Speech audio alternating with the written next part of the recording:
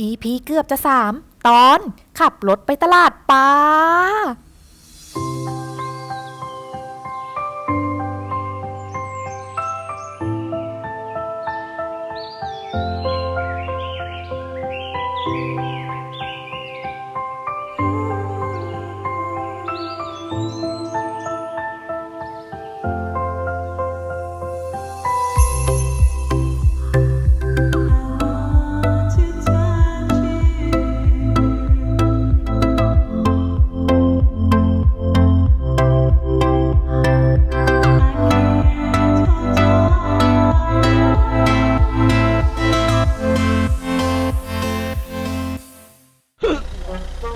ยังจะไปเที่ยวต่อในวันนี้นะครับอันยองเซโยยังเหรอยังอยู่รอดกันอยู่ใช่ไหมคะตั้งแต่เมื่อคืนเงินบนอยู่ใส่คอจะได้ยินเสียงพอจะต้องเปิดอะไรนี่พวกมายืนเลเวลหนึ่งวันนี้เลเวลหนึ่งแล้วก็ เลเวล1บ้านคนละตัว เขาวันแค่มีแฮชแท็กส้มตำโผล่ขึ้นมาเลย หมอคนตัง เรากำลังจะไปที่เมืองดงเฮนะครับซึ่งจะอยู่ทางใต้ของเมืองคำนึงนะครับสักประมาณไม่ถึงชั่วโมงหนึ่งก็ถึงนะครับพาไปหมู่บ้านคล้ายๆกับหมู่บ้านชาวประมงอะเหมือนเลยถ่ายซีรีส์เรื่องอะไรไม่รู้ว่าจำไม่ได้ เที่ยว หรอดีแฮร์อารมณ์มันจะให้คล้ายๆกับที่ปูซานที่หมู่บ้านเลยนะที่ปูซานชื่อดำชอนนะอารมณ์จะประมาณนั้นก็เลยเดี๋ยวจะพาเพื่อนๆทุกคนเนี่ยไปถ่ายรูปก่อนที่เมืองดงเฮแล้วหาข้าวกลางวันกินซึ่งเราจะไม่รู้ว่ากินอะไร2-3 วันนี้เราจะไม่รู้เลยว่ากินอะไรเริ่มเมื่อเช้าเริ่มดีเลยว่าอยากกินอะไรนะ อยากกินก๋วยจั๊บหรือข้าวต้มก็ได้ก๋วยจั๊บเยาวราชน้ำใส่หมูกรอบ มันให้แม่งซื้อใส่ถุงมา ช่วงบ่ายเราจะไล่ลงหาดนะคะหาดอีกครั้งหนึ่งนะคะไล่มาตั้งแต่หาดทางเหนือก็คือเริ่มต้นจากจูมุนจินนะคะจูมุนจินลงมาเคียงโกแล้วก็อันมง เฮ้ยจุ๊บจินมีอะไรอ่ะ จูมุนจินนะคะเป็นหาดที่กุ้งยุบไปเหยียบมาค่ะ อันไหนเงินสดอันไหนเงินสด อันนนเนี่ยช่องเนี่ยอันนี้กำลัง อันนี้เรากำลังเข้าด่าน เรากำลังเข้า ด่านโทเวเนี่ยมีปัญหาแม่งทุกด่านเราไม่รู้ว่าเราควรเข้าช่องไหนหลังจากที่เราพลาดตอนนั้นที่เราผ่านมาโดยไม่จ่ายตังค์มาแล้วด่านหนึ่งที่โซอ่ะนี่ยืมมาเลยแสดงว่าตอนนั้นเราเข้าเร็วไปแล้วมันไม่ออกให้เราป่ะมันเป็นหลักมันติดนะเมื่อกี้ไอ้นี่มันบีบแต่ใส่เรา แล้วเนี่ยคันนี้ตามมาต้องตาม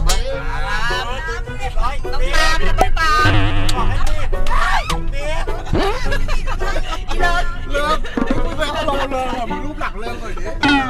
คือเมื่อกี้เราไม่ได้หน่วงเลยนะเราไม่หยิบปกติเลยนะเมื่อกี้นี่เป็นมหากรรมยี่ห้อเกียร์นะครับคันแรกก็เกียร์คัน2ก็เกียร์3เกียร์เราก็เกียร์นะครับรถเกาหลีส่วนใหญ่เห็นยี่ห้ออะไรบ้างเลย เลิศ ต้องให้เร็วมันใหญ่เรื่องรถ รถที่เกาหลีที่เห็นก็จะมีเกียร์เยอะแล้วก็ฮุนไดแต่ว่ามาด้าไม่เห็นเลยสักคันเขาไม่ให้นำเข้ารถ จะให้ข้อมูลผิดทราบ เอาวันนี้ให้สาระไม่ได้ประโยชน์เลยอ่ะ สาระอะไร จะให้พูดประโยชน์ซะหน่อย แต่ดูภาพทเวเขานะครับผมรอบๆก็เขียวหมดแล้วเขียวหมดแล้ว ได้ก็ดีเนาะไม่ ส่ ต้ ว อน ง ถนนเส้นนี้น่าจะจำกัดที่100 กิโลมันก็จะมีเตือนตลอดนี่ เดือนละ เตือนแล้วอันนี้ก็มีตรง มีกล้อง เขาเรียกว่าท่าทางจะบอกตลอดว่าตรงไหนมีกล้องนะถ้าตรงไหนมีกล้องก็อย่างที่บอกไปเมื่อวานมันก็จะเตือนเลยว่าอีกประมาณจะมีกล้องจับความเร็วนะ80 100อะไรก็ว่าไปพอเราผ่านด่านในตรงที่มันเป็นกล้องอะนะถ้าเราทำความเร็วได้เนี่ยมันก็จะเหมือนไปเสียตึ้งแต่ว่าเราได้รางวัลเลยมีเลย มีไรเลย นี่เลยสะพานสูงไม่ใช่แถวดอนเมืองเนาะภูเขาที่เราขับอยู่นี่ไง ไว้ เอาเป็นว่าเดี๋ยวเราพบกันว่าถึงที่สถานที่แล้วจะสวยงามมันสวยหรือเปล่าไม่รู้ เพราะว่ารีวิวน้อยมากเลยของประเทศไทย ว่าชิวๆอ่ะ ชิวๆดูเสื้อผ้าก่อนเสื้อผ้าวัน นี่เรามาได้เตรียมอะไรเรามาได้เตรียมอะไรดูสิ มาในเต็มทัมมี่กูโต ไม่พร้อมเลยของกันใหม่ และในวันนี้นะคะเรามาในทีมอะไรคะซิงอัพ ทำนี่ตูตู คอนเซ็ปต์ว่าอะไรคะ วันนี้มาในคอนเซ็ปต์จากแบรนด์ดังจากฝรั่งเศสโรสปาดามเป็นคอลเลคชันใหม่จากโรสปาดามดูปากนิทานเนี่ยโรสปาดามอะไรเห็นคลิปฟันกูแล้วมั้งนี่เอากล้องมาได้ไม่ต้องห่วงทางนี้แล้วนะเขา โดนแก๊ง เข้าถึง แกล้งตลอดเลย เข้าถึงโรสมาดามเฮ้ยมือเขาบีบแต่เราอะ ได้ยินแล้วเหรอ หูดียังเลยอ่ะ กูอยู่ข้างหลังกูต้องเป็นผู้พิทักษ์ข้างหลังรถ ทำไมเมื่อวานมึงไม่พิทักษ์ อ้าวอีดอกบอกให้กูมองไหมล่ะพอปั้ง ไปแล้วว่าคือเสียงแบบ มองหน้า เล กัน ย กูปั้งกูได้ยินชัดมาแล้วกูก็หันเล่ อุ้ยตามกินเลยอ่ะ เสียตังค์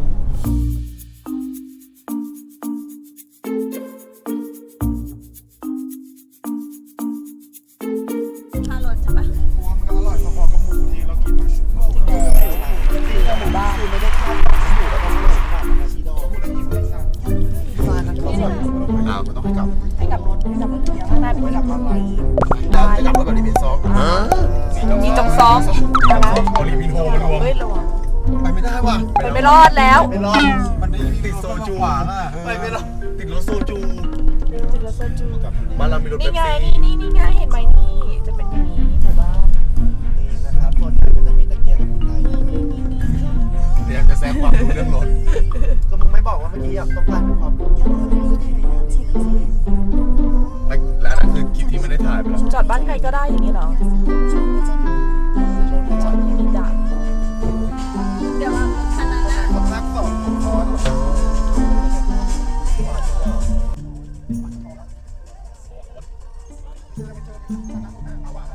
อ๋อ ดีก็ได้นะเนี่ย เออ ดูเขาจอดกันเนี่ย แต่เขาเป็นเจ้าของบ้านหรือเปล่า เนี่ยตรงทางเข้าเขาอะ แล้วเมื่อกี้มันมีที่จอดแบบเราต้องหาอะไรแดกก่อนไหม ใช่ ถึงแล้ว หาอะไรกินด่วน นี่วันนี้ติม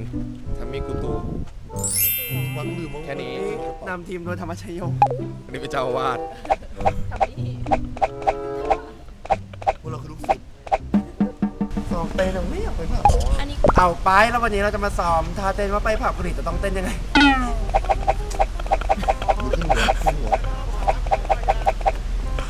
ลองดูก่อนไหมลองดูก่อนไหมถ้าไม่โอเคก็ไม่เป็นไรก็เอาอยู่เนี่ย แต่ว่าถือกล้อง ไปเถอะเอาไปเอาไป วันนี้เรามา 6 คน เดี๋ยวปรับปรับสีชุดบวยเข้มลงก็ได้เฉพาะชุดตัวมันทำได้อยู่แล้ว ก็ไม่ต้องถ่ายก็จบ เขามาด้วยอ่ะ ก็บอกแล้วว่าผิดตั้งแต่แรกก็ไม่เชื่อ ได้เป็นไงล่ะ ได้เปลี่ยนนี่ถ่ายคลิปอยู่กันนะ ถ่าย ถ่ายความควายด้วย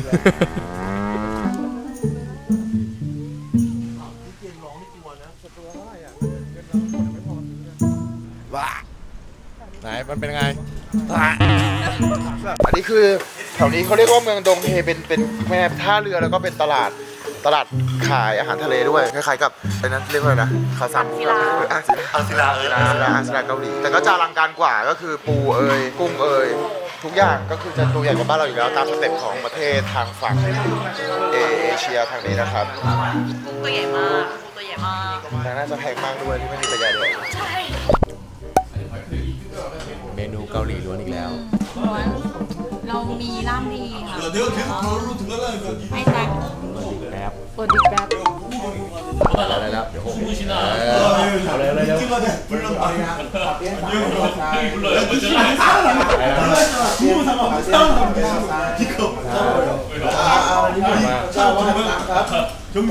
นกิน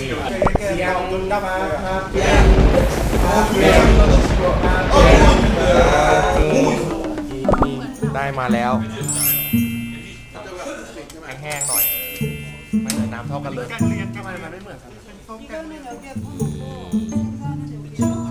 เขาบอกว่าอันนี้ใช้ถ้วยนี้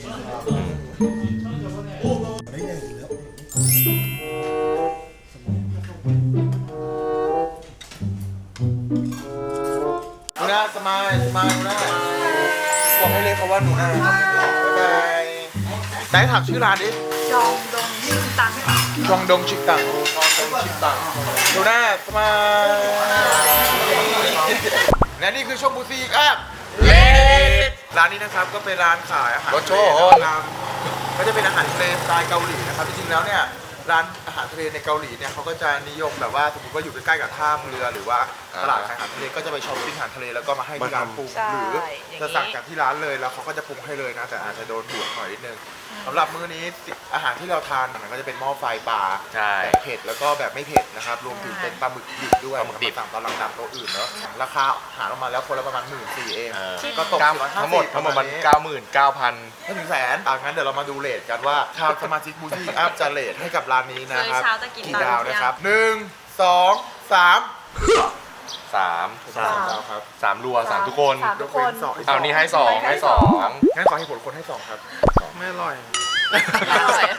จบไหมจบง่าย แล้วต้อง2มาจากไหนครับ2 สองมาจากไหน สอ อะ ง คือ จากเทียบกับเมื่อวานดีกว่า ก็คือลดไปเรื่อยๆป้าบี ป้าบี ส่วนของเราเหรอ กินยากกล้างเยอะแต่รสชาติโอเคอยู่ ไม่ได้นะให้ไปแล้ว มัน ลื กิ ม น พี่ ยา ลื ก มกล้า อะ พี่ชอบ แค่นั้นแหละ เรื่องกล้าจะโทษได้ไง มันเป็นปลา ใช่มันต้อง คือมันกินยากไง ต้องฉลาด มัน เตือน ก็เลยแบบว่า เราไม่ฟัง เราไม่สามารถเลือกชนิดปลาได้ มันลดความอร่อยมันเลยลดลง เมื่อกี้จะลดกับเขา นิดนึง เราไม่สามารถเลือกปลา เตือนแล้วนะ มันก็ไม่ค่อยอร่อยอ่ะก็เฉย แต่ทำไมได้3อะ ๆไม่ได้ให้3อ่ะก็เป็นแบบเลท สองยังไม่เท่า เป็นการ เลทกลางอะเลทกลาง แบบว่าไม่ถึงกับแย่ถ้าเกิดแย่ก็จะลงแบบ น้ำซุป สอ มันยัง ห โอเคอยู่ เพราะว่าแต่ว่าโดยส่วนตัวคือชอบกินปลา อืม ก็เลยให้คะแนนปลา อืม มากินแต่ปลายับเลย แต่สิ่งที่น่ารักเสมอที่เราเจอในเวลา4-5ร้านที่ผ่านมาคือแม่ค้า แม่ค้าน่ารัก ร้านนี้ก็เป็น เจ้าของร้าน แม่ ซึ่ง ค้า ในใจเขาบอกว่าเรื่องมากชิบหายจะได้เรื่อง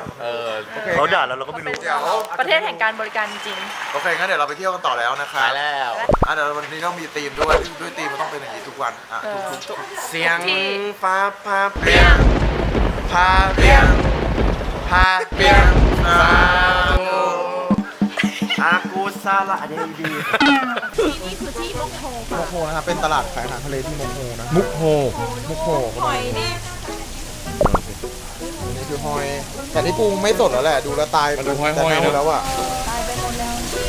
เอามาควรปูหน่อยเลยไตเพียง คือต้องบอกว่าที่เกาหลีเมืองไหนติดทะเลก็จะมีไอ้ตลาดอย่างเงี้ยทุกเมืองแหละทุกประเทศด้วย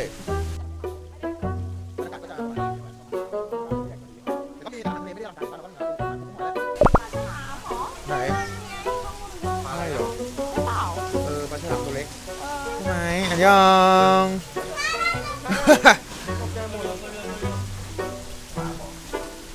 อันนี้มันเหมือนปูตายแล้วนะครับแกต้องถามว่าตัวเท่าไหร่ขายเป็นยังไงวะแกถามไปปะ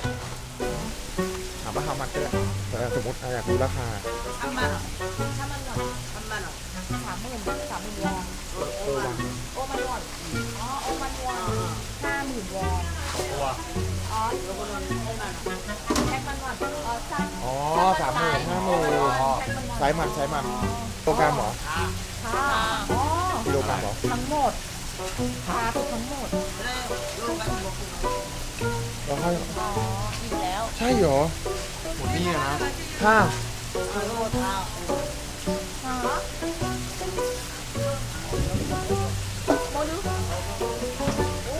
ให้โอ้หมดนี่30,000ก็900นี่เท่าไหร่นะ50,000 1,500หมดนี่นะครับหมดนี่ โอ้อลังการมากเอาไปปิ้งเปล่าที่บ้านไม่กอด ไว้ทำมีได้โอ้อยากไปดูเหม็นคาวรถอย่าลืมเราไม่มีรังอะไรใส่ทั้งสิ้นเลย แต่จะเอาไปปิ้งที่บ้านครับ ถ้ามากระบะก็น่าสนอยู่เนาะไม่มันเป็นปูตายแล้วไงดูดิมันเป็นปูตายมันเป็นปูไม่สดแล้วว่าแต่ปูตายแล้วก็เอาไหมเอาแต่นี่สวยอันนี้สวย แบบกวงๆนะมึง มาดูหามาดูใส่ได้ไหมยังไม่ตายเลยค่ะจุ๊มา how much มาดูเรื่องนี้ อันไหนเหรอขั้นมันวอนโอมันวอนอันนี้50,000